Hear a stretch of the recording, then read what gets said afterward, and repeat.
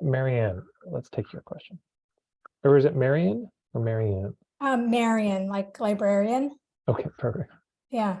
So I'm very new here. I was in another community doing a little bit of learning about marketing, and I got stuck on just who I help and what I help them with. I've been an acupuncturist over 20 years, and I'm much more excited now about my wellness coaching that I've been doing for a while. But I don't have like a huge community or anything. And so, feel free to just give me some pointers on which of your courses would be best for me. I do have a kind of a sentence describing what I do, and we could look at that. Sure. Yeah, let's give it a shot.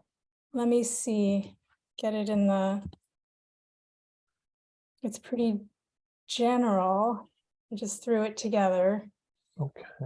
Okay, so I help folks who want to keep or regain their health through lifestyle changes, eating more plants, or using natural healthcare. It's great. It's great. What I would say is this is what you call a big circle. So there's a difference between big circle and little circles. Big circle sort of broadly, who do you want to work with? And little circle, we get into more specific target markets. So this is beautiful. That's perfect. You're right on track. And here I'm going to post in the chat. These are my best niching exercises. So if anyone wants to check them out, go to marketingforhippies.com/puttering prep. And these are some of my favorite exercises to really hone the ideal client. So Marian, use this as what you wrote as a base, and then use these exercises to deepen into that.